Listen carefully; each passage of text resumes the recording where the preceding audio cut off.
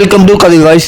Sathyaraj sir ஒரு கருத்து சொல்லியிருக்காரு. என்னென்னா, நடிகர்களை தலையில் தூக்கி வச்சு கொண்டாடாதீங்க, நடிகர்கள் பேச்சை கேட்காதீங்க. யார் சொல்கிறாரு? நடிகர் சத்யராஜே ஒரு நடிகர் தானே. அப்போ எதுக்கு நாங்கள் உங்கள் பேச்சை கேட்கணும்?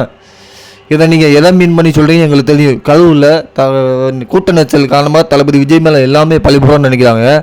அதை மீன் பண்ணி இப்போ நீங்கள் ஒரு விஷயம் பேசுகிறீங்க.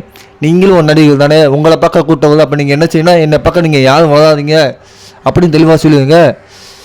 இதே மாதிரி எம்ஜிஆர் அவர்களுக்கு கூட்டம் வந்துச்சு. அப்போ நீங்கள் சொல்லியிருக்கலாமே, எம்ஜிஆர் கூட்டம் வந்துச்சு, இந்த மாதிரிலாம் கூட்டம் அப்போலாம் நீங்கள் சொல்லியிருக்கலாமே.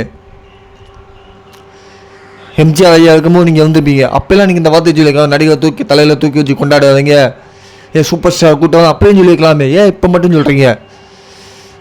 எந்த அளவுக்கு கல்பனை வச்சு வேண்டாம்.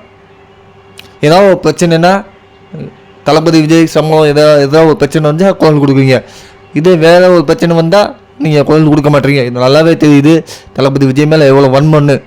தயவு செஞ்சு இப்படி பண்ணாதீங்க. நாளைக்கு இதே உங்களுக்கு ஏற்பட்டுச்சுன்னா எல்லோரும் வச்சு செய்வாங்க. சில சம்பவத்துக்கு குரல் கொடுக்குறீங்க, சில சம்பவத்துக்கு குரலே கொடுக்க மாட்டீங்க. இவங்களை போட்டு பொழந்துட்டு இருக்காங்க. இப்போ விர்ச்சுவல் வாய்ஸ் கொஞ்சம் அமைதியாக இருக்காங்க. இந்த பிரச்சனை முடிஞ்சதுக்கப்புறம் போட்டு பொழந்துடுவாங்க கண்டிப்பாக. உண்மைதான். மனசாட்சியோட பேசுங்க சார்.